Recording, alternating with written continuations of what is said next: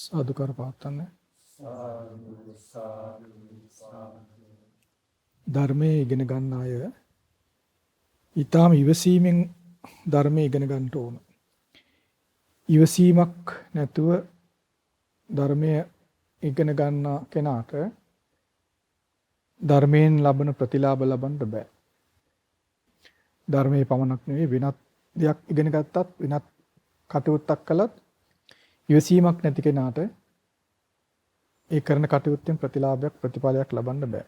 ඉතින් ධර්මය කියලා කියන්නේ ලෝකයේ තියෙන ඊටාම බලවත් වර්ධු කර ගැනීම දුෂ්කර තේරුම් ගැනීම දුෂ්කර සුවිශේෂී නුවණකින් පමණක්ම අවබෝධ කළ හැකි දෙයක්. ලෝකයේ තියෙන අනිකුත් විෂයන් සාමාන්‍ය ලෝකයා කොයිතරම් වැදගත් විදිහට සැලකුවත් සාමාන්‍ය විෂයන් කොයිතරම් වැදගත් කොයිතරම් පුළුල් ගැඹුරු අර්ථ සහිතයි කියලා සාමාන්‍ය ලෝකයා කල්පනා කළත් ඒ හැම විෂයක්ම සාමාන්‍ය නුවණින් අවබෝධ කරගන්න පුළුවන්. සාමාන්‍ය විවහාර ඥානය තියෙනවනේ මිසොන් ඒකෙන් අනිත් විෂයන් ඉගෙන ගන්න පුළුවන්. කොටින්ම ගොඩාක් විභාග ආදී පාඩම් කරලා පාස් වෙන්න පුළුවන්.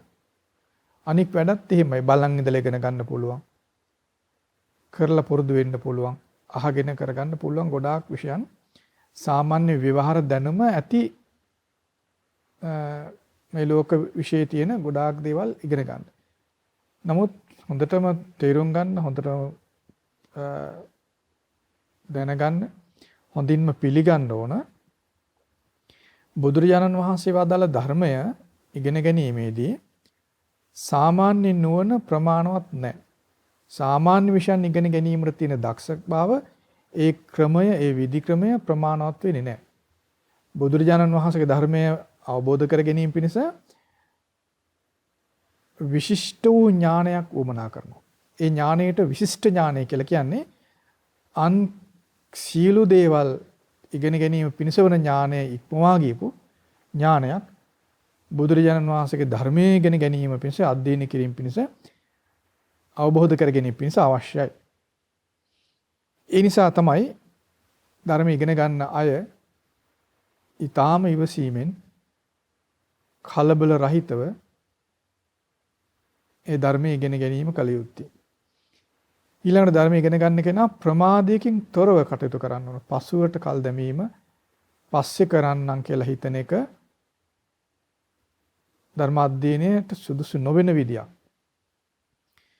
ඒ නිසා ප්‍රමාද නොවි ඊතා ඉවසීමෙන් යුක්තව කැපකිරීමෙන් යුක්තව ධර්ම ඉගෙන ගත්තොත් ඒ ඉගෙන ගැනීම කළ යුත්තේ බුදුරජාණන් වහන්සේ පෙන්වූ විදියට. බුදුරජාණන් වහන්සේ පෙන්වන විදිහට ධර්මයේ ඉගෙන ගන්න ඕනේ. ඉගෙන ගන්නවා කියලා කියන්නේ ධර්ම ශ්‍රවණය කිරීමත් ඒ අහන ධර්මයට අනුව හිතන්න පුරුදු වීමත්. බුදුරජාණන් වහන්සේ පෙන්වූ ධර්මය අහන්න ඕන. ඒ ධර්මයේ තියෙන විදිහට හිතන්න පුරුදු වෙන්න ඕන. ඒ විදිහට තමයි ධර්මයේ පුරුදු කරගන්න තියෙන්නේ. ධර්මයේ පුරුදු කරගන්න මේ විදිහටයි. මක් නිසාද මේ ධර්මයෙන් හිත තමයි දියුණු කරන්න තියෙන්නේ. හිත දියුණු කිරීම පිණිස නැත්නම් හිත පිරිසිදු කර ගැනීම පිණිසයි ධර්මයේ තියෙන්නේ. ඒ නිසා තමයි ධර්මය හිතෙන් පුරුදු කරන්නේ. හිත තමයි පිරිසිදු භාවයටපත් කරන්නේ. ඒ නිසා ධර්මයේ ඊට ඉවසීමෙන් ඉගෙන ගන්න ඕන. බුදුරජාන් වහන්සේ වදාළ විදිහට ඉගෙන ගන්න ඕන. බුදුරජාන් වහන්සේ වදාළ දේ ඉගෙන ගන්න ඕන. බුදුරජාණන් වහන්සේ වදාළ විදිහටම හිතන්න පුරුදු වෙන්න ඕන. ඒතර ධර්මයේ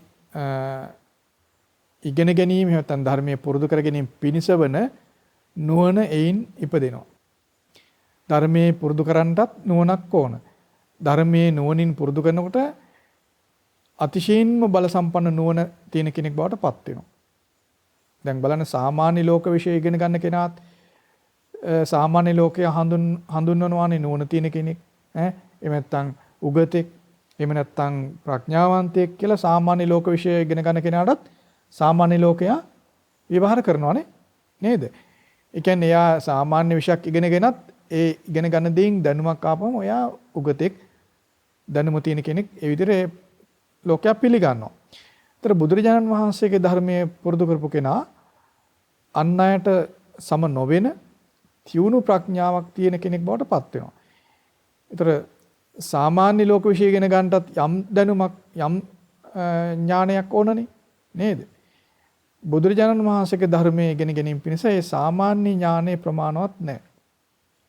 ඊට වඩා තියුණු ඥානයක් උමනයි අපි පහුගිය දවස්වල ඉගෙන ගත්තේ. ඒකට අපි ඒ ඥානය ගැන අපි ඉගෙන ගත්තේ කොහොමද? අභිඥාව කියලා නේද? අභිඥාවෙන් යුක්තව ධර්මයේ පුරුදු කර ගන්න ඕන. ඒතර ඒ අභිඥාවෙන් යුක්තව අවබෝධ කළ යුතු ධර්මයක් ගැන බුදුරජාණන් වහන්සේ පෙන්වා දී තිබෙනවා. අභිඥාවෙන් යුක්තව ප්‍රහාණය කළ යුතු ධර්මයක් ගැන බුදුරජාණන් වහන්සේ පෙන්වා දී තිබෙනවා. අභිඥාවෙන් යුක්තව වැඩි යුතු ධර්මයන් ගැන බුදුරජාණන් වහන්සේ පෙන්වනවා. අභිඥාවෙන් යුක්තව සාක්ෂාත් කළ යුතු ධර්මයන් ගැන බුදුරජාණන් වහන්සේ පෙන්වනවා. ඒ ධර්මතා හතර තමයි අපි චතුරාර්ය සත්‍ය ධර්මයේ විදිහට ඉගෙන ගන්න. ඒ චතුරාර්ය සත්‍ය ධර්මයේ ඉගෙන ගැනීම සාමාන්‍ය ලෝක විෂයන් ඉගෙන ගන්නා විදිහට කළ නොහැකි කළ නොකළ යුතු දෙයක්.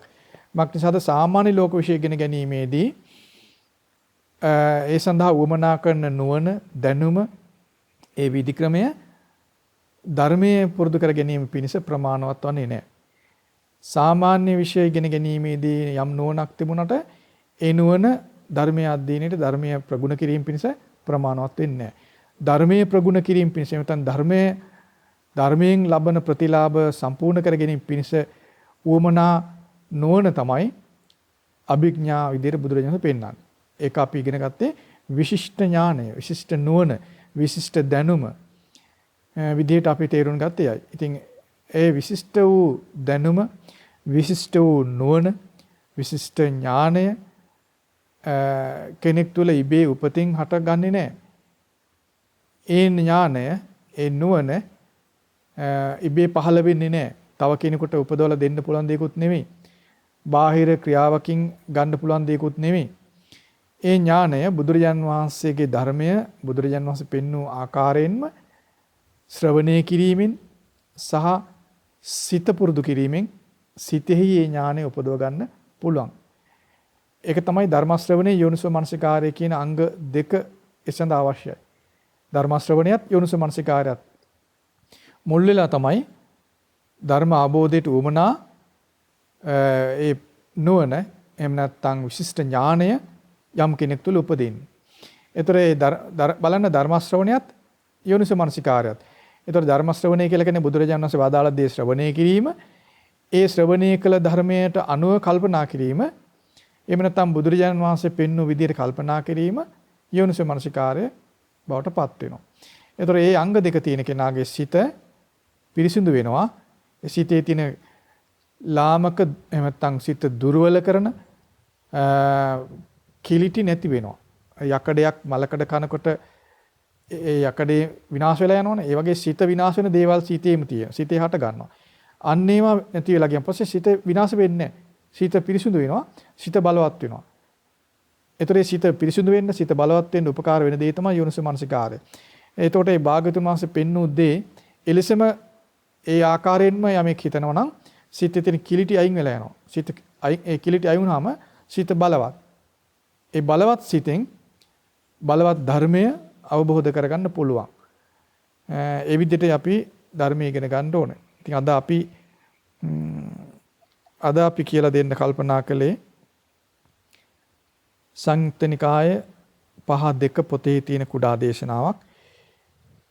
මේ දේශනාවේ නම විතක්ක සූත්‍රය. කලින් අපි අවස්ථා කීපෙකදීම මේක කියලා දීලා තියෙනවා. නමුත් බලන්න අද මේ දේශනාව අහනකොට ඔබට තවත් මේ දේශනාවේ සංගවිලා තිබුණ අපට උපකාර සහිත ධර්මයේ ඔබට තවත් තේරුම් ගන්න පුළුවන්කමක් තියෙයි. ඒකයි මම කලිනුත් ඔබට නිතර කියලා තියෙනවා මේ බුදුරජාන් වහන්සේගේ ධර්මයේ දහම් පාඨයක් වුණත් අතිශයින් ගැඹුරුයි, පුළුල් අර්ථ සහිතයි. කෙනෙකුට එක පාට එහි සියලු අර්ථය මුළුමනින් තේරුම් ගන්න බැරි වෙන්න පුළුවන්. ඒ නිසා තමයි යලි යලිත් ධර්ම ශ්‍රවණය කළ යුත්තේ.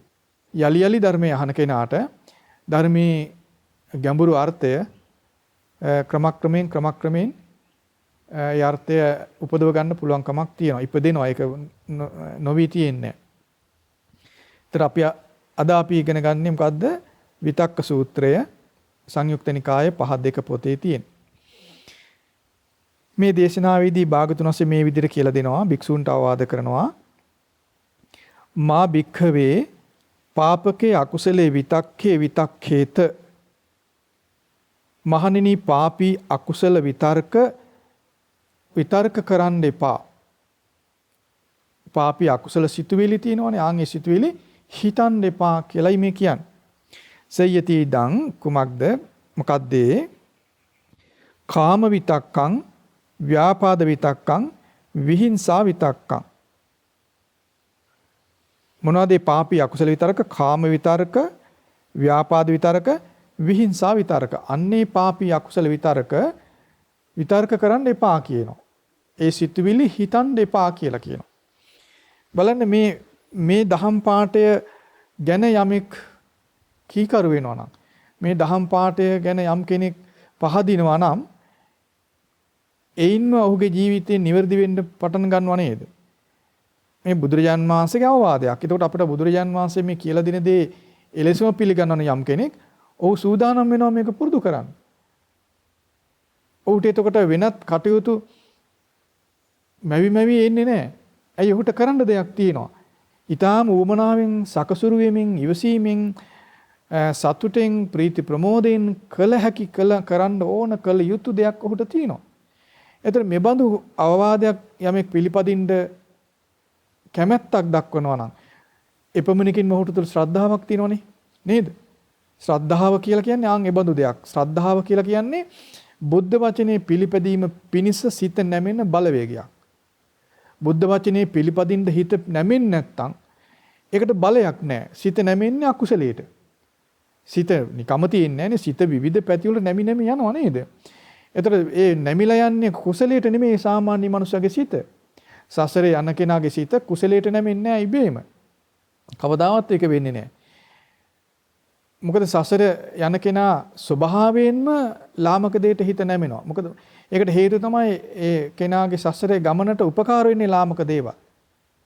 උපන් කෙනාට ජීවත් වෙන්න උවමනා වෙනවා. ජීවත් වෙද්දී මෙලව ජීවත් වුණත් ඔහු ඊළඟ ජීවිතයට සකස් වෙනවා. ඒක තමයි සසර ගමනේ හැටි. සසර ගමන කියන්නේ සකස් වෙන එකක්.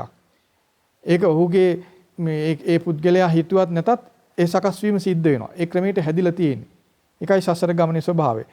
එතකොට ස්වභාවයෙන් මනුෂ්‍යයා හිතුවා නොහිතුවා සසර ගමනට උවමනා විදිහට සිත සකස් වෙනවා. ඒ උවමනා විදිය තමයි ඇලෙන ගැටෙන ස්වභාවය. අකුසලයන්ට බර වූ ස්වභාවය. ඒතර එහෙම නැත්නම් කෙලෙස් වලට කිලිටි වෙන ස්වභාවයට බරයි සිත. එතකොට ඒ කිලිටි වෙන ස්වභාවයට, කෙලෙසෙන ස්වභාවයට, අපිරිසිදු වෙන ස්වභාවයට බරසිත ලාමක කෙනෙකුට, දුර්වල කෙනෙකුට අනිත් පැත්ත හරවන්න බෑ. ඒ සඳහා බලයක් උමනා කරනවා. බල සම්පන්න බවක් උමනා කරනවා. ඒ බලය උමනා කරන්නේ කයට නෙමෙයි. ඒක චිත්ත බලයක්. සිතටයි බලය උමනා කරන්නේ. ආන් විදිහට සිත බලවත් කිරීම පිණිස වන බලයන් තමයි ශ්‍රද්ධා බලය කියලා අපි ඉගෙන ගන්න. ඒතර සිත අකුසලින් මුදව ගැනීම පිණිස, කුසලයට නැමීම පිණිස, යලි යලිත් අකුසලයෙන් නිදහස් කර ගැනීම පිණිස, යලි යලිත් කුසලයට නමා කුසලයේ තුලම පවත්වා ගැනීම පිණිස සිතට බලයක් උමනා කරනවා. ඒ බලයේ ඒ විදිහට සිත බලවත් කර ගැනීම පිණිස වන පළමු ප්‍රධානම බලය තමයි ශ්‍රද්ධා බලය. ශ්‍රද්ධා බලය කියන්නේ අතිශයින් පුදුමාකාර, එහෙම නැත්නම් අතිශයින් අద్භූත බලවේගයක්. යම් කෙනෙක් තුළ ශ්‍රද්ධා බලය ඇති වුණොත් ඒ සමගම ඒකාන්තයෙන්ම සිත බලවත් වීම පිණිස වෙන අනිකුත් සියලු බලයන් ඉපදෙනවා. ශ්‍රද්ධා බලයේ ඉපදීමත්, ශ්‍රද්ධා බලයේ වැඩිවීමත් සමග, ශ්‍රද්ධා බලයත් සමගම විරිය බලය, සති බලය, සමාධි බලය, ප්‍රඥා බලය කියන අනිකුත් බලයන් ඒ සිතේ උපදිනවා. එතකොට ශ්‍රද්ධා බලය නොනසී ආරක්ෂා කරගත්තොත්, ශ්‍රද්ධා බලය බලවත් කරගත්තොත් එයින් මොහුට ප්‍රඥා බලය ඉපදෙනවා. ප්‍රඥා බලය බලවත් කරගන්න ඔහුට පුළුවන්කමක් තියෙනවා. යම් කලකදී මේ ශ්‍රද්ධාව බලයෙන් යුක්ත කෙනා තුළ ප්‍රඥාව බලයක් බවට පත් වේද, ප්‍රඥා බලය ඉපදී ප්‍රඥා බලය හොඳින් පවතීද, ඒ ප්‍රඥා බලය මුල් කරගෙන ඒ ඉපදුන ශ්‍රද්ධාව ස්ථාවර වෙනවා. ප්‍රඥා බලය මුල් වෙලා ඉපදුණු විරිය බලය ස්ථාවර වෙනවා. ප්‍රඥා බලය මුල් වෙලා ඉපදුණු සති බලය සිහිය ස්ථාවර වෙනවා. ඒ ස්ථාවර වූ ප්‍රඥා බලය මුල් වෙලා ඉපදුණු සමාධි බලය ස්ථාවර වෙනවා. එතකොට උතල ශ්‍රද්ධාව, විරිය, සතිය, සමාධි, ප්‍රඥා කියන බලයන් පහක් ඔහුට තියෙනවා. ඒතර මේ බලයන් පහෙන් යුක්ත කෙනා ඒ බලයන් පහම පාවිච්චි කරමින් ඕනම අකුසලයක් දුරු කර ගැනීම පිණිස ඕනම අකුසල ස්වභාවයක් දුරු කර ගැනීම පිණිස හැකියාව තියෙන කටයුතු කරන්න පුළුවන් කෙනා බවට පත් වෙනවා. ඉතින් ඔහුගේ ශ්‍රාවකත්වය බිඳෙන්නේ නැහැ. ඔහුගේ ශ්‍රාවකත්වය කිසි කලක පිරෙන්නේ නැහැ. බලන්න මේ වගේ නොපිරිහෙන, නොබිඳෙන, දියුණු වෙලා සම්පූර්ණත්වයට පත් වෙන ශ්‍රාවකත්වයක් පිණිස වන ඒ චිත්ත බලය උපදවන්න මූලික වෙන්නේ ශ්‍රද්ධා බලය. ඒ ශ්‍රද්ධා බලය උපදවන්න දක්ෂ කෙනාට එක දහම් පාඨය හොඳටම ප්‍රමාණවත්. එක දහම් පාඨයෙන් ශ්‍රද්ධා බලය උපදව ගන්න පුළුවන් දක්ෂයා. දක්ෂකම මුකුත් නෙමෙයි බුදුරජාණන් වහන්සේගේ වචනයට කීකරු වීම, වෙන මුකුත් නෙමෙයි. බුදුරජාණන් වහන්සේගේ වචනේ පිළිගැනීම. ඒතර ඒ විදිහේ බුදුරජාණන් වහන්සේගේ වචනේ පිළිගැනීමට දක්ෂ බවක් තියෙන ඕනම කෙනෙකුට, දෙවියෙකුට වේවා මිනිසෙකුට වේවා ඕන කෙනෙකුට, දෙවියන්ටත් එහෙම තමයි. දෙවියන්ට බුදුරජාණන් වහන්සේගේ වචනේ නොපිළිගෙන කුමන අභිඥාව තිබ්බත් ශ්‍රාවකත්වයක් ඉපදෙන්නේ නැහැ. දැන් අපි මහා ලොකුවට උජාරුවෙන් කතා කරනවනේ දිවස දිව කන ගැන. දෙවියන්ට ඒක සාමාන්‍යයි. අපිට ලොකු වුණාට දෙවියන්ට ඒක සාමාන්‍යයි. නේ? ඒක දෙවියන්ගේ සාමාන්‍ය හැ. දෙවියන්ගේ සාමාන්‍ය කන. දෙවියන්ගේ සාමාන්‍ය හිතන කියන ස්වභාවය තමයි දිවස දිව කන. එහෙම නැත්නම් අනුන්ගේ හිත දකින්න පුළුවන් ස්වභාවය, පෙර ජීවිත දකින්න පුළුවන් ස්වභාවය, ඒවත් දෙවියන්ට සාමාන්‍යයි. කොටින්ම පෙර ජීවිත දකින්න පුළුවන් ස්වභාවය ප්‍රේතයින්ටත් තියෙනවා. ප්‍රේතයා කියන්නේ වටිනා සතෙක් නෙමෙයි. ප්‍රේතයා කියන්නේ අපායක ඉන්න දුක්සහිත දුක් විඳින ඊටාම අවාසනාවන්ත සත්ව කොටසක් ප්‍රේතීන් කියන්නේ. ඒ ප්‍රේතීන්ටත් පෙර ජීවිත දකින්න පුළුවන්. ඒතර බලන්නේ පෙර ජීවිත දැකීමේ හැකියාව කියන එක ආර්ය සත්‍ය අවබෝධයේ පිණිස ඒකාන්ත උපකාර තියෙන එකක් නෙමෙයි. ඊට වඩා උපකාර තියෙන්නේ අභිඥා විදිහට අපි ඉගෙන ගත්ත මේ විශිෂ්ට ඥානය. ඒ විශිෂ්ට ඥානය තමයි වඩාත් වැදගත් වෙන්නේ. ඒතකොට දෙවි කෙනෙකුට හෝ වේවා ඒ විශිෂ්ට ඥානය නැත්නම් කොතරම් අභිඥාතවත්, කොතරම් දිව කන තිබුණත්, කොතරම් දිවස තිබත් ඒ දෙවියන් නිකන් කෙනෙක් විතරයි. ශ්‍රාවකත්වයක් ඔහුට නැහැ. ඔහුට සතර අපායෙන් නිදහස් වීමක් නැහැ. ඒතර බලන්න ඒසා විශාල බල සම්පන්න පුරුෂයෙක්. ශ්‍රාවකයා කියන්නේ විශාල බලයක් තියෙන කෙනෙක්. අපායෙන් නිදහස් වුණා කියන විශාරද බව ඔහුට තුල තියෙනවා. ඒක සුවිශාල බලයක් කෙනෙක් තුල තියෙන. එතකොට ඒ බඳු බල සහිත කෙනෙක් නිර්මාණය කරන්නට උපකාර වන පළමු බලය තමයි ශ්‍රද්ධා බලය. ඒ ශ්‍රද්ධා බලය දහම් පාඨයක් ශ්‍රවණය කිරීමෙන් දක්ෂ කෙනාට උපදව ගන්න පුළුවන්. බලන්න ඒතර අපි අද මේ ඉගෙන ගන්න දේශනාවේදී බුදුරජාන් වහන්සේ කියලා දෙන දේ යමෙක් සිහිනුවණින් එහෙම නැත්නම් උනන්දුවෙන් එහෙම නැත්නම් ඊටාම නිහතමානීව බුදුරජාන් වහන්සේ කෙරෙහි ගෞරවාදරෙන් ශ්‍රවණය කළොත් මේ දහම් පාඨය හොඳටම ප්‍රමාණවත්. ඔහු බුදුරජාන් වහන්සේගේ අවවාදෙ පිළිපදින අතිශය ක්‍රියාශීලී කෙනෙක් බවට පත්වීම පිණිස. බලන්න කුමක්ද බුදුරජාණන්සේ අවවාදය? මා භික්ඛවේ පාපකේ අකුසලේ විතක්කේ විතක්ඛේත. මහණෙනි පාපී අකුසල විතර්ක කරන්න එපා. පාපී අකුසල සිතුවිලි සිතන්න එපා කියලායි මේ කියන්නේ. මොනවද මේ පාපී අකුසල විතර්ක? කාම විතර්ක, ව්‍යාපාද විතර්ක, විහිංසා විතර්ක. කාම විතර්ක, ව්‍යාපාද විතර්ක, විහිංසා විතර්ක හිත ඉන්න එපා කියනවා. ඒවා විතර්ක කරන්න එපා කියනවා. බලන්න මේ වචනේ, මේ බුද්ධ වචනේ යමෙක් ඇහුවනම් ඔහු බුදුරජාණන් වහන්සේ කිරී ප්‍රසාදයෙන් යුක්ත නම්, බුදුරජාණන් වහන්සේ ඒකාන්තයෙන් අරහං සම්මා සම්බුද්දයි කියලා පැහැදීමකින් යුක්තයි නම්, බුදුරජාණන් වහන්සේ ඒකාන්තයෙන් පාරිශුද්ධ ජීවිතය උපදවා පිරිසුදු ජීවිතයක් ගත කළ ප්‍රඥාවෙන් පරිපූර්ණ කිසිවෙකුට දෙවෙනි නොවන සියලු නුවණින් යුක්තයි කියලා තේරෙන යම් කෙනෙක් මේ වචනේ ඇහුවනම් ඔහු මේ වචනේ පිළිපදින්න, මේ වචනේ පුරුදු කරන්න ඔහු සූදානම්. ඔහු ඒ සඳහා නැමුණු සිත ඔහුට තියෙනවා. ඒ විදිහටයි ශ්‍රද්ධාව කියන බලය, ශ්‍රද්ධාව කියන ධර්මය කෙනෙකුගේ තුල ඉපදෙන්නේ. ඒතර බලන්න ධර්ම ශ්‍රවණය තමයි ඒකට මඟ පෙන්වන්නේ. ධර්ම ශ්‍රවණයේ මිනිසෙක් බලවත් කරන මිනිසෙක් තුළ බලය උපදවන ප්‍රධානම දෙයක් විදිහට තේරුම් ගන්න. එතකොට මේ පාපී අකුසල විතරක හිතන් එපා කිව්වේ ඇයි කියලා බුදුරජාණන් වහන්සේ ඊට පස්සේ පෙන්වා දෙනවා. තං කිස්ස හේතු. මොකක්ද ඒකට හේතුව? නේතේ භික්ඛවේ විතක්ඛා අත්ථ සංහිතා. මහණෙනි ඒ විතර්ක අර්ථ සහිත වෙන්නේ නැහැ. නාදි බ්‍රහ්මචාරියකා. බ්‍රහ්මචාරී ජීවිතයට මූලික වෙන්නේ නැහැ. න නිබ්බිදාය. නිබ්බිදාව පිණිස වෙන්නේ නැහැ. න විරාගාය. විරාගයේ පිණිස වෙන්නේ නැහැ. න නිරෝධාය. නිරෝධයේ පිණිසත් වෙන්නේ නැහැ. න උපසමාය. සංසිඳීම පිණිස අදාළ වෙන්නේ නැහැ. න අභිඥාය. අභිඥානය පිණිස උපකාර වෙන්නේ නැහැ. න සම්බෝධාය. ආරි සත්‍ය අවබෝධයේ පිණිස උපකාර වෙන්නේ නැහැ. න නිබ්බානාය සංවත්තಂತಿ. නිර්වාණය නිවන පිණිස උපකාර වෙන්නෙත් නැහැ. එතන බලන්නේ පාපී අකුසල විතරක හිතන් දෙපා කියලා කියන්නේ ඇයි? ඒ පාපී අකුසල විතරක කිරීම එහෙම නැත්නම් ඒ සිතුවිලි සිතා ඉඳීම අර්ථ සහිත වෙන්නේ නැහැ කියනවා. ඊළඟට බ්‍රහ්මචාරී ජීවිතයට මූලික වෙන්නේ නැහැ කියලා කියනවා. නිබ්බිදාව පිණිස උපකාර වෙන්නේ නැහැ කියලා. මොකද්ද නිබ්බිදාව කියන්නේ?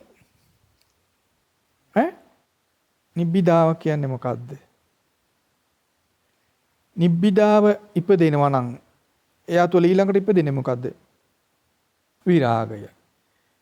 විරාගය නැති කෙනා තුළ නිබ්බිදාව තියෙනවා නම් විරාගයටපත් වෙනවනේ. ඒකේ අනිත් පැත්ත විරාගයේ අනිත් පැත්ත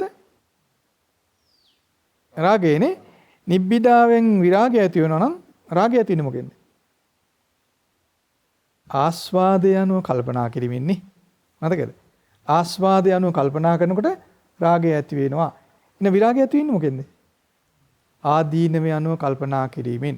එහෙනම් නිබ්බිදාව කියලා කියන්නේ ආදීනවේ දකින්න පුළුවන් හැකියාව. ආදීනවේ අනුව කල්පනා කරනකොට මොකද වෙන්නේ?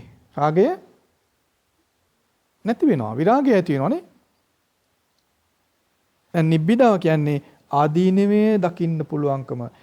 බොහෝ දෙනාට ආදීනවේ නේද දකින්න බැරි. ආදීනවේ දකින්න පුළුවන් නම් රාගය නිරුද්ධ වෙනවා. විරාගයටපත් වෙනවා. බොහෝ දෙනා දකින්නේ මොකද්ද? ආස්වාදයට කල්පනා කිරීමක් තියෙන්නේ. ආස්වාදයට කල්පනා කරන කෙනා තුළ රාගය ඇති වෙනවා. රාගය ඇති වෙනකොට ඇලිලා යනවා. නේද? ඇලෙනකොට සංසිඳීම නැති වෙනවා. සංසිඳීමක් නැති තැන ඥානෙ නැති වෙලා යනවා. නුවණින් කල්පනා කරන තියෙන හැකියාව නැති වෙලා යනවා. දැන් මෙතන බලන්න කියන්නේ මොකද්ද? නිබ්බිදාය විරාගාය. එතකොට නිබ්බිදාව තියෙන කෙනා තුළ විරාගය තියෙනවනේ. විරාගය තියෙනකොට ඇල්ම දුරු වෙනවා. නිරුද්ධ වෙනවා. ඇල්ම දුරු වෙනකොට සිත සංසිඳෙනවා. සංසිඳන සිත තුළ අර ඥානය විශිෂ්ට ඥානය ඉපදිනවා. නේද? නමුත් බලන්න මේ අකුසල විතරක හිතන් දෙපා කියන්නේ ඇයි කියලා දැන් තේරුම් ගන්න. ඇයි මේ අකුසල විතර? මොනවද අකුසල විතරක? කාම විතරක, ව්‍යාපාද විතරක, විහිංසා විතරක. මේ අකුසල විතරක හිතන් දෙපා කියලා බුදුරජාණන් වහන්සේ අපට අවවාද කරනවා. මොකක්ද ඒකට හේතුව? නිකම් එපා කියන්නේ බුදු කෙනෙක් කවදාවත් අපිව අතරමං කරන්නේ නැහැ කියලා අපි තේරුම් ගන්න ඕන. හරියටම කරුණු සහිතව කරුණු පෙන්වා දීලා අප දැනුමින් පොහොසත් කරනවා. ඒතර අපේ දුප්පත්කම නැති වෙනවා. ශ්‍රද්ධා බලයත් එක්ක අපේ දිලිඳු බව මොකද්ද කරන්නේ කොහොමද කරන්නේ කියන එක නැති වෙලා යනවා. දැන් යමෙකුට මොකද්ද කරන්නේ කොහොමද කරන්නේ කිව්වොත් ඔහු දිලිඳුයි නේද? ඈ? ඔහු දිලිඳුයි. කිසිම හැකියාවක් නැහැ. කිසි හයියක් නැහැ. නේද? දිලිඳුකම තියෙන එකයි. බලන්න ඒතකොට බුදුරජාන් වහන්සේ එහෙම අපට අපි දිලිඳු කරන්නේ අපි පොහොසත් කරනවා. කුමකින්ද දැනුමින් පොහොසත් කරනවා. බලන්න අපට පෙන්වනවා මේ විතර්ක හිතන්න එපා. ඇයි එහෙම එපා කියලා කියන්නේ? ඒ විතර්ක පාපී අකුසල විතර්ක හිතන එක අර්ථ සහිත නැහැ කියනවා. ඒකේ අර්ථයක් නැහැ. කිසි අර්ථයක් නැහැ. ඊළඟට බ්‍රහ්මචාරී ජීවිතේ මේ පිරිසිදු වූ ජීවිතේ බ්‍රහ්මචාරී ජීවිතේ මූලික වෙන දෙයක් නෙවෙයි. මූලික වෙන්නේ නැහැ කියනවා. ඊළඟට ඒක මේ නිබ්බිදාව පිණිස උපකාර වෙන්නේ නැහැ කියනවා. ආදීනව දකින්න යමක ආදීනව දකින්න උදව් වෙන්නේ නැහැ කියනවා. ආදීන දකින්න උදව් වෙන්නේ නැත්නම් මොනවද දකින්නේ යා? ආස්වාදේ දකින්නේ. දැන් බලන්න කාම විතරක හිත ඉන්න කෙනා මොනවද දකින්නේ? ආස්වාදේනේ. දැක්කද භයානක වෙන්නේ පාප විතරකේ නේද?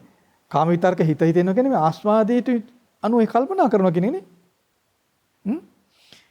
ඒතර කාම විතරක හිත ඉන්න කෙනාට කවදාවත් ආදීන දකින්න බෑ. ඒකයි නිබ්බිදාය කියලා කියන්නේ. නිබ්බිදාව කවදාවත් උතල ඇති වෙන්නේ නැහැ. විරාගාය නිබ්බිදාව ඇති වෙන්නේ නැත්නම් එහෙම නැත්නම් ආදීනවේ අනුව හිතන්න ඔහුගේ පෙළඹෙන්නේ නැත්නම් ඔහු තුළ විරාගය ඇති වෙන්නේ නැහැ. බලන්න ආදීනව අනුව හිතනවා කියන එක අපිට බලහත්කාරයෙන් කෙනෙකුට කරන්න පුළුවන්ද?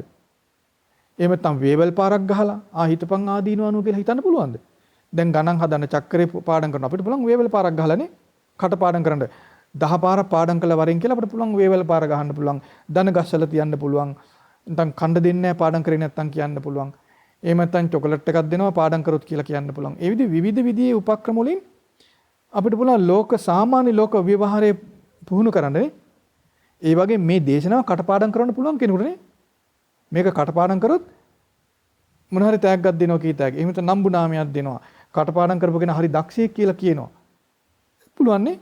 නමුත් පුළුවන් ද අපිට කුමන හෝ උපක්‍රමයකින් විරාගය ඇති කරවන්න පුළුවන් හිතක? නිබ්බිදාවෙන් තොර වෙන කිසිම උපක්‍රමයක් තියනවද? විරාගය ඇති කරවන්න. දැන් නිබ්බිදාව කිව්වෙ මොකද්ද? ආදීනවනෝ කල්පනා කිරීම. මොකද්ද ආදීනවනෝ කල්පනා කරනවා නම් උපක්‍රමය? අකුසල විතරක නොහිතා ඉන්න පුරුදු වෙන්න ඕන. අකුසල විතරක හිත ඉඳිමිනුත් දැන් කාම විතරක ආදී අකුසල විතරක හිතනවා. හිතන පුරුදු නෑ හිතේ තියෙනවා බැහැර කරන්නේ නෑ. එහෙම පාපී අකුසල විතරක තියාගනිමින් ඒවා පවත්වමින්ම ආදීනව හිතන්න පුළුවන්ද? ආදීනව හිතන්න බෑ. ආදීනව මොන විදිහින්වත් දකින්න බෑ. පාපී අකුසල විතරක තියෙන තාක්. පේන්නේ ආදීනව පේන්නේ. ඇයි? ආශ්වාදයට අහු වෙලා ඉඳීමෙන් මොකද වෙන්නේ? රාගය ඉපදිනවා. රාගය ඉපදීමෙන් බැඳිලා යනවා. බැඳිලා යනකොට සිත සංසිඳෙන්නේ නැහැ. සිත ඇවිසිලා. ඇවිසින සිතෙන් මොකද වෙන්නේ? ඇවිසින සිතට මොකද වෙන්නේ? ඇවිසින සිතට තුල ප්‍රඥාවක් නැහැ. යමක ඇත්ත ඇති සිටින් දැකීමේ හැකියාව නැහැ. විශිෂ්ට ඥානය ඒ සිතේ නැහැ. නමුත් සාමාන්‍ය ලෝක ව්‍යවහාරය ඉගෙන ගන්න පුළුවන්. ඒකට ලොකු ඥානයක් ඕනේ නැහැ. නේද? දැන් ගානක් හදන්න පුළුවන් ඇඟිලි ටික එකතු කරලා. ගල් කැට එකතු කරලා ගානක් හදන්න පුළුවන්. ඇඟිලි වලින් 1 2 කියලා ගණන් ගානක් හදන්න පුළුවන්. නේද? දැන් කැල්කියුලේටර් එක ගත්තාම ගානක් හදන්න පුළුවන්. ඕන ගානක් හදන්න පුළුවන්. එහෙනම් සාමාන්‍ය ලෝක විවහාර විෂය ඉගෙන ගන්නට අමුතු දැනුමක්, අමුතු හැකියාවක් වුමනා කරන්න. නමුත් ඒ ගරහන්න එපා. ඒක අපට ඒකවත් බැරුණේ ඉන්නේ. සාමාන්‍ය ලෝක විවහාරත් අපිට බෑ නේද? ඉතින් ඒ නිසා අපි ඒකට ගරහන්න හොඳ නැහැ. මම කියන්නේ ඒ විවහාර දේවල් සාමාන්‍ය ලෝක විවහාරයට අදාළ විෂයන් ඉගෙන ගැනීමට තියෙන ක්‍රමවේදය ඒ සුදුසුකම දහම් අධ්‍යයනයේට මදි. ඒක නෙවෙයි ක්‍රමය කියන එකයි මම මේ කියන්නේ. නැත්තම් සාමාන්‍ය ලෝකයේ ඉගෙන ගන්න අපිත් ඉගෙන ගත්තා ඒවට ගරහන්න එපා කවදාවත්. ඒවා අවශ්‍යයි. නේද? භාෂාව ඕන කරනවා, ගණන් සාහිත්‍ය ඕන කරනවා. ඒවා ඕන. හැබැයි ඒවයි මත් වෙන්න එපා කියලා තමයි අපි කලින් ඉඳන් කිව්වේ. මොකද ඒවා අර්ථ රහිත, අර්ථයේ වගේ තියෙන සාමාන්‍ය අර්ථයක් තියෙන එදිනෙදා සාමාන්‍ය කටයුතු කර ගැනීම පිණිස පමණක් උමනා දේවල්. ඒවයින් අපට කුසගින නිවා ගන්න පුළුවන්, ඇඳුමක් මහ ගන්න ඒ වගේ පුළුවන්, ගෙයක් දොරක් හදා ගන්න සාමාන්‍ය ජීවිතය ගත කරන්න පුළුවන් වුණාට ශෝකය දුරු කරගන්න බෑ. ශෝකයක් ආවම ඒක දුරු කරගන්න බෑ. කෙනෙක් බැන්නාම ඇඬෙන එක නැති කරගන්න බෑ. කෙනෙක් බැන්නොත් කේන් තියෙනවනම් ඒක නැති කරගන්න බෑ. මේ සාමාන්‍ය ලෝක විවහාර දැනුම කොච්චර තිබුණත්. ඒ නිසා ඒ දැනුම අපට උවමනා කරන ඒ සාමාන්‍ය ලෝක විවහාරයේ තුල ඇති වුණ දැනුමේ ශක්තිය මෙච්චරයි කියලා ඒ ප්‍රමාණය දැනගන්න. ඒකට ගරහන්න එපා. ඒක පාගලා ඒක ගරහලා ඒක හෙලා දැකලා මේ අන්තවාදී වෙන්න එපා. හැබැයි ඒකෙන් මත් වෙලා උඩඟු වෙලා මට තමයි මේ දේ පුළුවන් මට තමයි මේක පුළුවන් අහවලාට මේක බෑ. ඒ විදිහට සාමාන්‍ය ලෝක ව්‍යවහාරයෙන් ආඩම්බර වෙන්නවත් ඒකට හේලා දකින්න ඒ මුකුත් එපා. ඒකේ ප්‍රමාණය ඒකේ ස්වභාවය තේරුම් අරන් නීතමානීව බුදුරජාන් වහන්සේගේ ධර්මය පිළිගන්න. ඒතර බුදුරජාන් වහන්සේගේ ධර්මයේ තුලින් අපට ලැබෙන සුවය සංසිඳීම එයින් ලැබෙන ප්‍රතිලාභය වෙන කිසිවකින් ලබන්න බැරි බව තේරුම් ගන්න. ඒ වගේම බුදුරජාණන් වහන්සේ ධර්මය අවබෝධ කරගන්නා වූ රටාව මොකක්ද කියලා තේරුම් ගන්න. එහෙම නැත්නම් අපිට අර පුරුදු ක්‍රමයටම තමයි යන්නේ. ඉස්කෝලේ ඉගෙනගත්ත සාමාන්‍ය විෂය ඉගෙනගත්ත ක්‍රමයේ තියෙනවනේ. ඒ ක්‍රමයටම ධර්මය ඉගෙන ගන්න උත්සාහ කරනවා. ඒතර මුලින්ම කරන්නේ පාඩම් කරගන්නවා. කටපාඩම් කරගන්නවා. එහෙම නැත්නම් ඒක සාමාන්‍යයෙන් තිබ්බට කමක් නැහැ නරක නැහැ. එතකොට ඒක හරි කියලා හිතන ඊට පස්සේ පාඩම් වුණ ගමන් දැන් හරි කියලා හිතනවා. මොකද ඒ සාමාන්‍ය විෂය ඉගෙන ගත්ත රටාව. ඒ රටාව නෙවෙයි ධර්මයේ ප්‍රතිලාභ ලබන්නේ. ධර්මයේ ප්‍රතිලාභ ලැබීම පිණිස ඌමනා මූලිකම දේ තමයි බුද්ධ වචනේ පුහුණු කරන්න පෙළඹීම. ඒතර මේ පුහුණු වීම ශ්‍රද්ධාවත් එක්ක තමයි ඇති වෙන්නේ. බලන්න ඒතර නිබ්බිදාව කියන දේ සාමාන්‍ය ලෝක විවහාරයේ තියෙන විෂය ඉගෙන ගන්න ක්‍රමයකට ඉගෙන ගන්න බෑ. ඒක පිහිටන්නේ නැහැ. නේද? දැන් ගණන් ශාස්ත්‍රයේ හිතක පිහිටනවා සාමාන්‍ය විදිහට කරනකොට නේ. නමුත් නිබ්බිදාව කියන එක පිහිටන්නේ නැහැ. ඒක පිහිටන්නේ බුදුරජාන් වහන්සේ පෙන්වූ ක්‍රමයට පමණයි. පැහැදිලිද? දැන් බලන්න මේ අකුසල විතර්ක හිත ගණන් ශාස්ත්‍රය ඉගෙන ගන්න පුළුවන්ද බැරිද? තාරකා ශාස්ත්‍රය ඉගෙන ගන්න බැරිද? නේද? ඉංජිනේරු ශාස්ත්‍රය ඉගෙන ගන්න බැරිද? කාම විතර්ක, ව්‍යාපාද විතර්ක, විහිංසාව විතර්ක කියන විතර්ක කර ඒව පවත්තා මේ ලෝකේ සාමාන්‍ය විෂයන් තුල ඉහළ මිනිස්සු බවට පත් වෙන්න පුළුවන් නේද? නේද? මේ ලෝකේ ඉන්න ඉහළම උගතුන්, විද්‍යාඥයින්, මහා ප්‍රසිද්ධ මිනිස්සු, මහා ධනවතුන්, ඊටාම ජනාදරයට පාත්‍ර වෙච්ච මිනිසුන් බවට පත් වෙන්න පුළුවන් පාපී අකුසල විතර්ක හිතම. එහෙනම් සාමාන්‍ය විෂය ඉගෙන ගන්න රටාවට ඉගෙනගෙන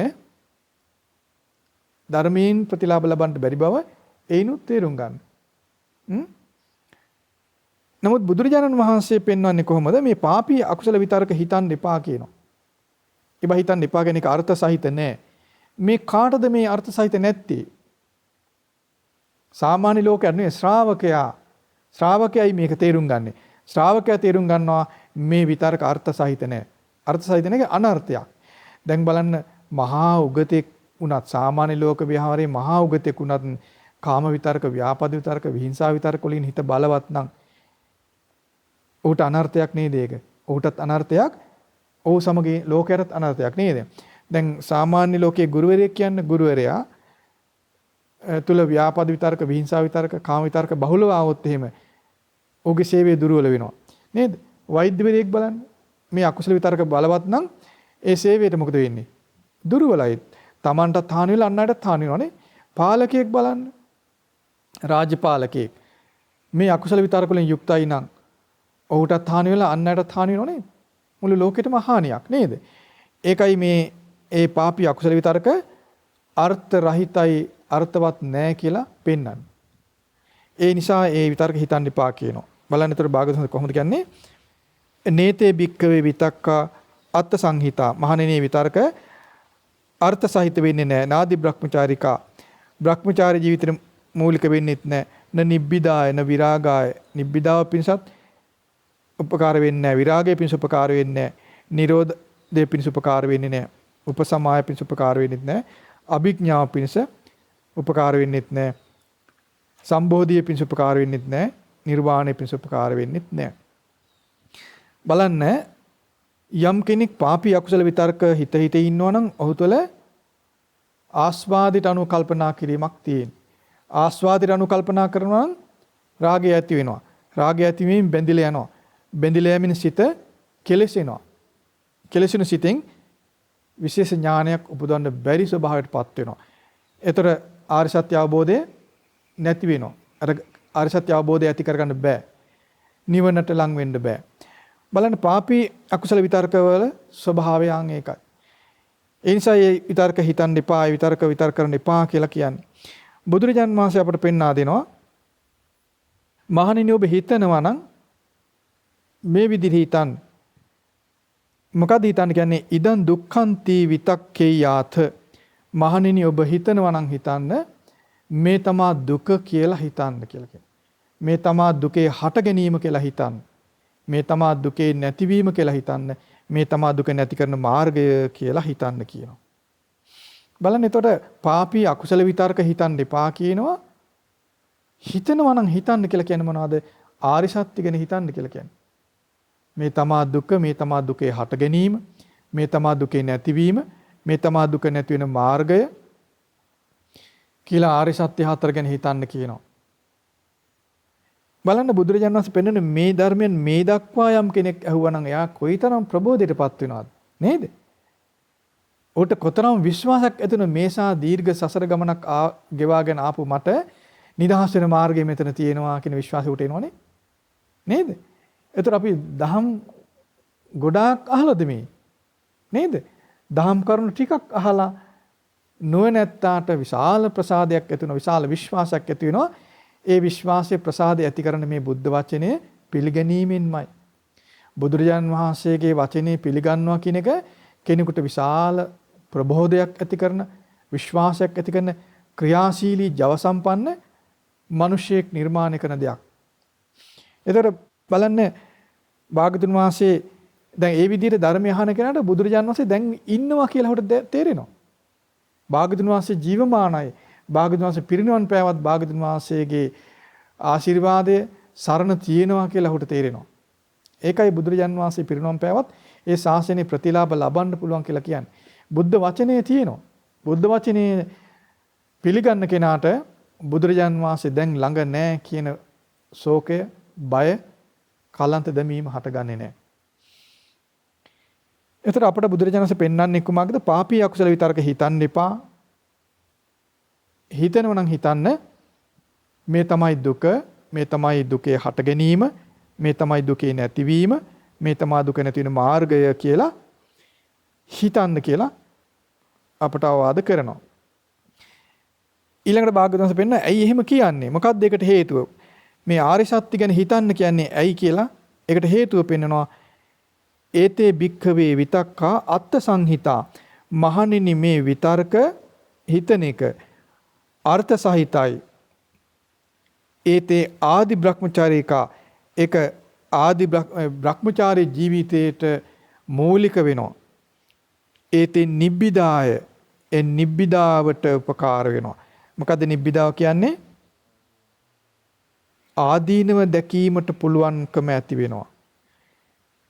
ඒතේ නිබ්බිදාය, විරාගාය, නිරෝධාය, උපසමාය, අභිඥාය, සම්බෝධාය, නිබ්බානාය සංවත්තಂತಿ. ඒතරේ ආර්ය සත්‍ය හිතන එක, ආර්ය සත්‍ය ගැන හිතන එක අර්ථ සහිතයි. බ්‍රහ්මචාරී ජීවිතයට මූලික වෙනවා. ඒ හිතන එක නිබ්බිදාව පිණිස, විරාගය පිණිස, නිරෝධාය පිණිස, උපසමාය පිණිස, අභිඥාය පිණිස, සම්බෝධාය පිණිස, නිර්වාණය පිණිස පවතිනවා. දැන් ඔබට ඊයේ පෙරේද අපි කතා කළ දේ සමග මේ දේශනාවේ වැදගත්කම ඊටා ඉහළින් පේන්න ඕන. මේ දේශනාවේ සංගවිලා තිබෙන දහම් අර්ථ එකිනෙකට යලි යලි ඔබට මතක් වෙන්න ඕන, සිහි වෙන්න ඕන. අපි කලින් ඉගෙන ගත්ත ඊයේ පෙරේද පමණක් නෙවෙයි මීට පෙරත් ඉගෙන ගත්ත ධර්මයන් එක්ක. දැන් මේ සූත්‍රය මීට කලින් අපි කියලා තියෙනවා. මීට කලින් අවස්ථා ගන්නවක මේ සූත්‍රය කියලා තියෙනවා. නමුත් යලිත් අපි මේ සූත්‍රය කියුවේ කලින් ඉගෙන ගත්තට වඩා මෙහි අර්ථය යලි යලි ඉස්මතු වෙන නිසා. දැන් ඔබට තේරෙනවද කලින් මේ දේශනාවේ අර්ථය ඉස්මතු වුණාට වඩා දැන් අර්ථය තවත් අර්ථය ඉස්මතු වෙනවා කියලා නේද? ඒ නිසායි මේ ධර්මයේ එක වතාවක් අහලා ඇති කියලා යමෙකුට නොසිතිය යුත්තේ. එක වතාවක් අහලා මේක දැන් අපි අහුවනේ කියලා යමෙකුට හිතනවා නම් ඔහු ධර්මයට නොපැමිණි කෙනෙක්. ඔහු ශ්‍රද්ධාවට නොපැමිණි කෙනෙක්. මක්නිසාද ධර්මයේ අර්ථය හරිම ගැඹුරුයි, හරි පුළුල්. නමුත් ඒ ගැඹුරු පුළුල් අර්ථය සංක්ෂිප්ත කරලායි බුදුරජාණන් වහන්සේ අපට පෙන්වන්නේ.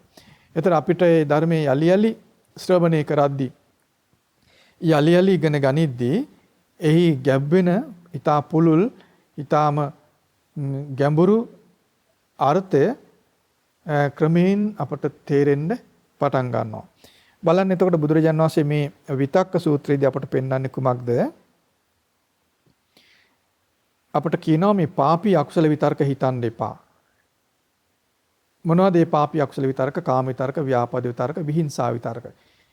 ඒ පාපී අකුසල විතර්ක හිතන්න එපා කියන්නේ ඒ විතර්ක හිතන එක අර්ථ සහිත නැහැ. භ්‍රමචාරියට මූලික වෙන්නේ නැහැ. නිබ්බිදාව පිණිස හේතු වෙන්නේ නැහැ. විරාගයේ පිණිස හේතු වෙන්නේ නැහැ. කෙලස් නිරුද්ධ වෙන්න හේතු වෙන්නේ නැහැ. හිත සංසිඳෙන්න උපකාර වෙන්නේ නැහැ. අභිඥාව පිණිස විශිෂ්ට නුවණ පිණිස හේතු වෙන්නේ නැහැ. ඒ නිසාමය ආරි සත්‍ය අවබෝධයේ සම්බෝධිය පිණිස හේතු වෙන්නේ නැහැ. ඒ නිසා නිවනට උපකාර වෙන්නේ නැහැ. ඒ නිසා බුදුරජාණන් වහන්සේ පෙන්වනවා මේ අකුසල විතරක හිතන්න එපා. හිතනවා නම් හිතන්න මේ තමයි දුක, මේ තමයි දුකේ හට ගැනීම, මේ තමයි දුකේ නැතිවීම, මේ තමයි දුක නැති වෙන මාර්ගය කියලා ආරි සත්‍ය හතර ගැන හිතන්න කියනවා. ඒ ආරි සත්‍ය හතර ගැන හිතනවා නම් අන්න ඒක අර්ථ සහිතයි කියනවා. ඒ විදිහට හිතන එක භ්‍රමචාරී ජීවිතයට මූලික වෙන දෙයක් කියනවා. බලන්නතොර ආරි සත්‍ය හිතනවා නම් අනර්ථයක් ඇති වෙන්නෙම නෑ නේද? භ්‍රමචාරී ජීවිතයෙන් ඈත් වෙන්නෙම නෑ නේද? මොකද භ්‍රමචාරී ජීවිතේ මූලික වෙන දෙයක් මේක. බලන්න ඉතින් ඒ විදිහට මේ කුසලයන් ගැන හිතනකොට මේ ආරි සත්‍ය ගැන ඒ විදිහට හිතන කෙනා තුළ ඒකාන්තෙන් නිබ්බිදාව ඇති වෙනවා.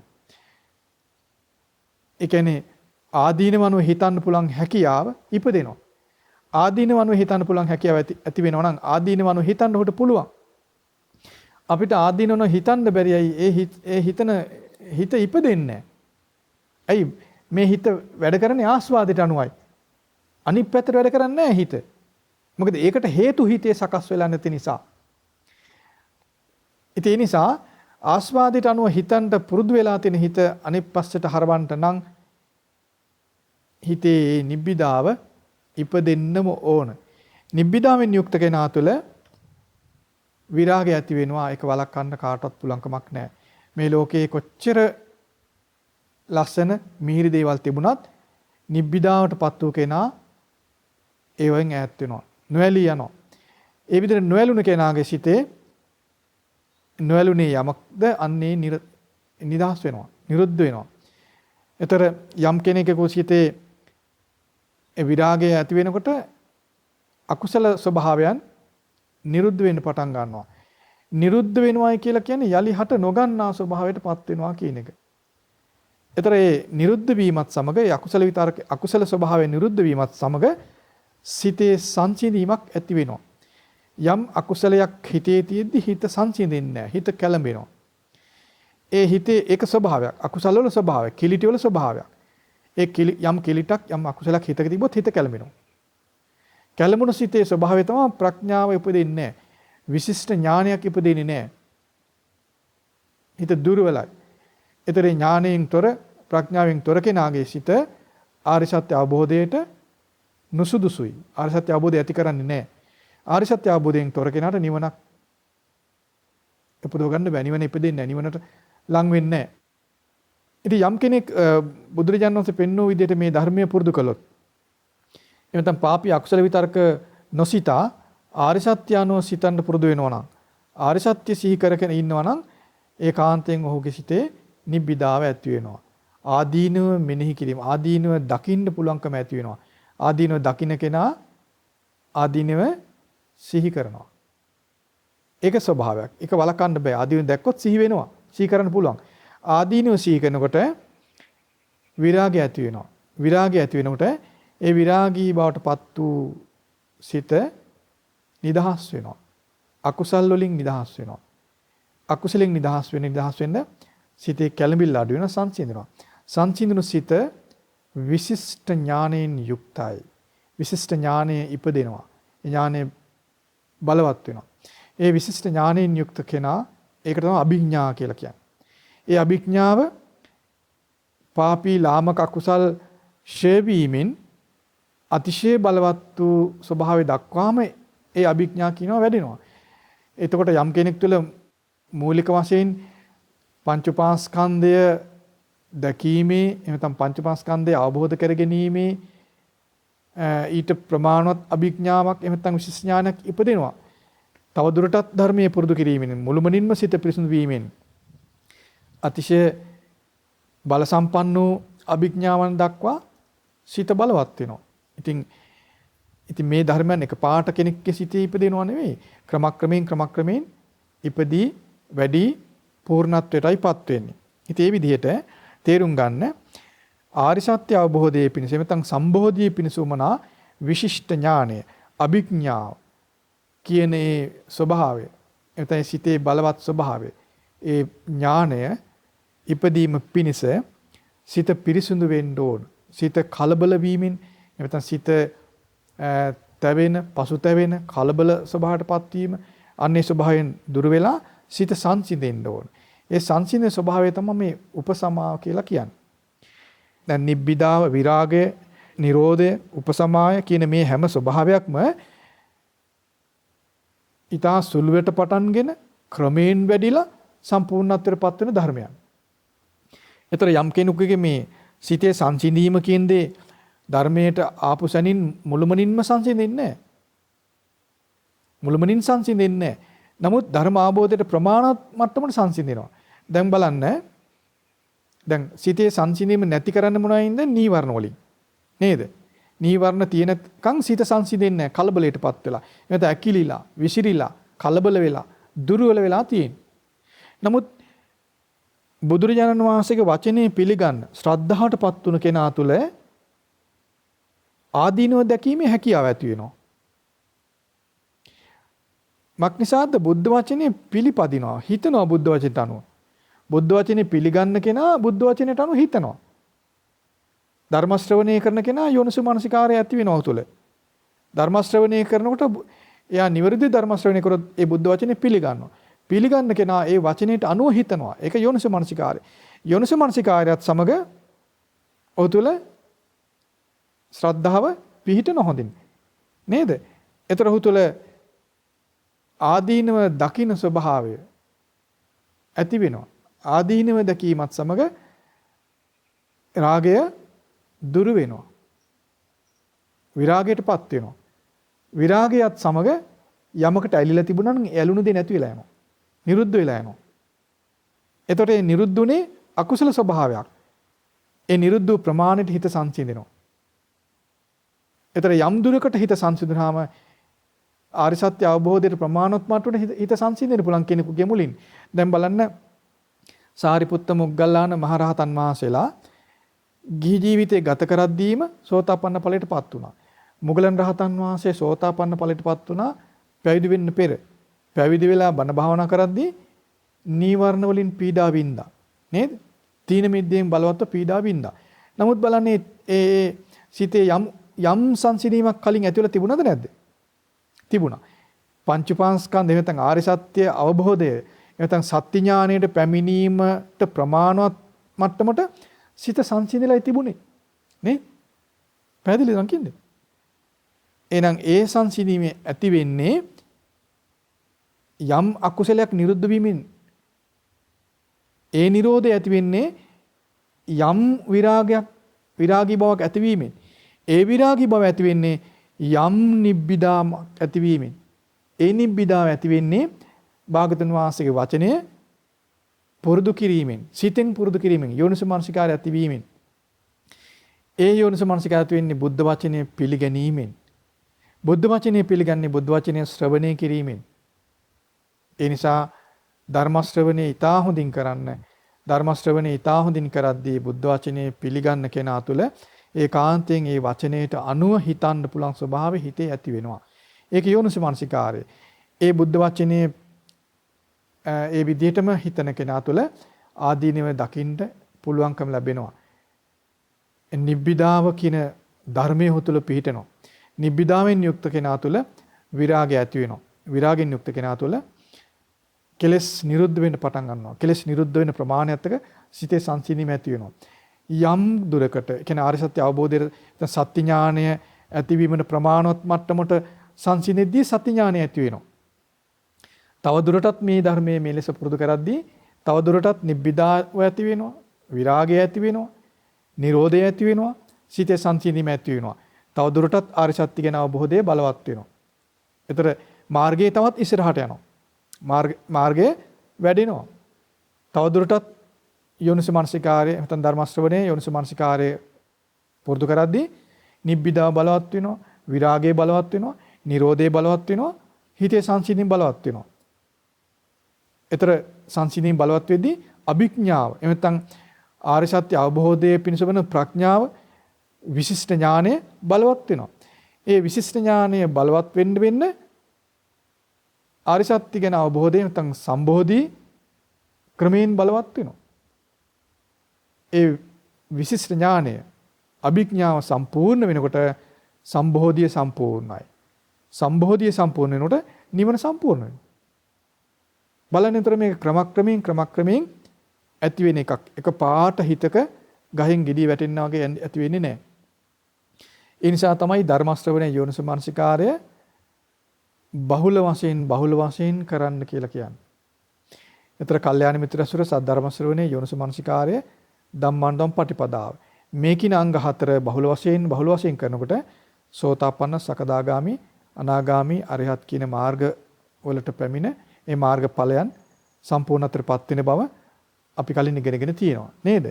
ඒතර බලන්න මේ විදිහට මේ මාර්ගය සම්පූර්ණ වීම පිණිස බුද්ධ වචනේ පිළිගැනීම මූලික වෙන දෙයක්. බුද්ධ වචනේ පිළිගන්නේ යම් දිනකද එතෙන් පටන් ඔහු මාර්ගයට පැමිණෙනවාමයි. ඒ නිසා අද මේ ඉගෙනගත්ත කුඩා දේශනාව ඔබේ ජීවිත මුළුමනින්ම පරිවර්තන කරන්න උපකාර වෙයි කියලා අපි හිතනවා. ඒ නිසා බුදුරජාණන් වහන්සේ මේ දේශනාවේදී තවදුරටත් පෙන්වා දෙනවා. දැන් මේ ආරි සත්‍ය පිළිබඳ හිතන්න පුරුදු වෙන්න කියනවනේ. ඒතර ඒකට හේතුව ඒ පුරුදු වෙන්න ඇයි කියන්නේ කියලා කියනවා. ඇයි ඒක කියන්නේ නිකම්ම කියන්නේ නෑ. ඒකට හේතුව තමයි අර්ථ සහිතයි හිතන එක. බ්‍රහ්මචාරී ජීවිතේ ඒක උපකාර වෙනවා, මූලික වෙනවා. විරාගය ඇති වෙනවා, නිරෝධය ඇති වෙනවා, සංසිඳීම ඇති වෙනවා. ඊළඟට විශිෂ්ට ඥානය ඇති වෙනවා. ආර්ය සත්‍ය අවබෝධය ඇති වෙනවා. නිවන උපදවන්න මේ කරුණු හිතන එක උපකාර වෙනවා. ඒ නිසා භාගතුන් වහන්සේ පෙන්වා දෙනවා මේ සඳහා වීරිය කරන්න කියලා කියනවා. මේ තමා දුක කියලා ඒ ගැන හිතන්ට පුරුදු වෙන්න වීරිය කරන්න කියලා කියනවා. මේ තමා දුකේ හට ගැනීම කියලා හිතන්න පුරුදු වෙන්න උත්සාහ ගන්න වීරිය කරන්න කියනවා. මේ තමා දුකේ නැතිවීම කියලා හිතන එකට පුරුදු වෙන්න වීරිය කරන්න කියනවා. මේ තමා දුක නැති වෙන මාර්ගය කියලා ඒ ගැන හිතන්න ආර්ය සත්‍ය ගැන හිතන්න වීරිය කරන්න කියලා කියනවා. ඒ නිසා මේ ධර්මය මීට පෙර ඇහුවා කියලා ඉගෙන අව탁සේරුවක් නොකොට යලි මේ ධර්මය අහන්න නැත්තම් කියන හිත ඔබට ඉපදෙන්න ඕන. එයි මම ඔබේ දියුණුව විදිහට කල්පනා කරන. දැන් මේ මේ සූත්‍රෙම අපි 3 වතාවක් 4 වතාවක් අහලා තියෙනවා. ඒතර ඔබ තුළ යම් දියුණුවක් ඇති වුණා නම් ඔබට හිතෙන්න ඕන මේ ධර්මයේ එදා ඇහුවට වඩා අපි අද යමක් මේ ධර්මයෙන් ඉගෙන ගත්තා. එදාට වඩා මේ ධර්මයේ අර්ථය අද අපි දැක්කා. එහෙනම් මේ ධර්මයේ මේ දේශනාවේ තවත් අර්ථ තියෙන්න පුළුවන්. එහෙනම් යලි මේ ධර්මයේ කවදද අහන්නේ කියලා ඔබට හිතක් ඉපදෙන්න ඕන. එයයි ධර්ම රසය, දහම් රසය දැනුණ කෙනාගේ පැතුම, ප්‍රාර්ථනාව, ආශාව, කැමැත්ත, ඡන්දය වෙන්නේ. ඉතින් ආන් ඒ බඳු කෙනා මේ ධර්මයේ යලි අහන්ට හිතක් ඇති වෙනවා නම් මේ දේශනාවේදී බුදුරජාණන් වහන්සේ පෙන්වූ දේ ඔහු ඒකාන්තයෙන් මෙතෙන් පටන්ම පුරුදු කරනවා. භාගතුන් වහන්සේ මෙතනදී අපට කරුණු දෙකක් පෙන්වනවා. එකක් අපට කරන්න එපා කියලා එක කරුණක් පෙන්වනවා. කරන්න කියලා එක කරුණක් පෙන්වනවා. එතකොට බලන්න ශ්‍රද්ධාවට පැමිණුණා නම් මේ බුද්ධ වචනේ කෙරෙහි පැහැදුනා නම් මේ බුද්ධ වචනේ ගැන සතුටුනා නම් භාගතුන් වහන්සේ එපා කියූ දේ නොකරින්ට ඔහු දැන් ආස කරනවා. ඒ එපා කියූ දේ නොකරින්ට කැමති වෙනවා. ඒකට ඔහු සූදානම් වෙනවා, උත්සාහ කරනවා. නිතර ඒ අවවාදයේ ඔහුගේ සිතේ පවතිනවා. ඔහු බුදුරජාණන් වහන්සේ කෙරෙහි නැමුණු කෙනෙක් බවට පත් වෙනවා. ඊළඟට බුදුරජාණන් වහන්සේ මෙහිදී අපට කියා දෙනවා හිතනවා නම් හිතන්න කියලා. නැත්නම් කරන්න දෙයක්ත් අපට කියලා දෙනවා. ඔහුගේ සිත ප්‍රබෝධයෙන් පුලපුලා බලා සිටින්නේ මේ කරුණ පුරුදු කරන්න. බලන්න ධර්ම ශ්‍රවණයේ මිනිස්සෙගේ සිත පිබිදෙන දෙයක් බවට පත් වෙනවා. ධර්ම ශ්‍රවණය කියන්නේ කෙනෙකුගේ ඈලිමැලි ගතිය නැති කරලා, කෙනෙකුගේ දුර්වල සිත නැති කරලා, බලවත් සිත, ප්‍රබෝධ ජනක සිත, ක්‍රියාශීලී, ජව සම්පන්න මිනිසෙක් නිර්මාණය කරන දෙයක් ධර්ම ශ්‍රවණය. ධර්ම ශ්‍රවණය සමග මිනිසෙක් අර්ථ සහිත මිනිසෙක්, ඉලක්කයක් සහිත මිනිසෙක්, එහෙම නැත්නම් යම් කටයුත්තක් තියෙන මිනිසෙක්, ඵලයක් සඳහා වෙහෙසෙන මිනිසෙක්, අර්ථවත් මිනිසෙක් නිර්මාණය වෙනවා. අනර්ථයේ බැහැර වුණ, හිස් දේවල් බැහැර වුණ, වැඩකට නැති දේවල් බැහැර කරන සැබවින්ම අර්ථවත් මිනිසෙක් ධර්ම ශ්‍රවණය සමග නිර්මාණය වෙනවා. ධර්මය නිසි පරිදි නොවහන, ධර්මයෙන් තොර මිනිසයාගේ ජීවිතය අර්ථ රහිත අර්ථ රහිතයි. ඔහුගේ ජීවිතය හිස් බවින් පිරලා, නමුත් අර්ථයේ වගේ ඔහු හිතන් ඉන්නවා. අර්ථවත් කියලා හිතුවට ඇතුළ මොකුත් නැති හිස්. ලෝකේ බලවත් මිනිසෙක් කියලා හිතුවට හිතේ ගින්දර තියෙනවා. හිතේ අකුසලයෙන් කිලිටි වෙච්ච පීඩාකාරී හිතෙන් ඔහු වාසය කරන්නේ. ඒ ජීවිතේ වැඩක් නැහැ. නමුත් බලන්න ධර්ම ශ්‍රවණයේ සමග ඒ හිස් අර්ථ රහිත අනර්ථය බැහැර කරමින් අර්ථවත් ජීවිතයක් ඇති කරගන්න ලස්සන සිතක් ඔහුට ඉපදෙනවා. ඉලක්කයක් ඇති වෙනවා. ක්‍රියාශීලී මිනිසෙක් නිර්මාණය වෙනවා. අලසකම්, කම්මැලිකම් සියල්ල නැති වෙලා යනවා. ඒක ධර්ම ශ්‍රවණය කියලා කියන අద్භූත දෙයක්. ඒ අద్භූත වූ ධර්ම ශ්‍රවණයේ තුළට පැමිණි මිනිසයා ඒකාන්තයෙන් නිවන කරා යනවාමයි. ඉතින් අපි සෙත්පතනවා සියලු දෙනාටම ඒ බුදුරජාණන් වහන්සේ ඒකාන්ත දියුණුව පිණිස පෙන්වූ මේ උතුම් ධර්මය සියලු දෙනාටම එකසේ බලවත් ජීවිත උපදවා ගැනීම පිණිස උපකාර වේවා.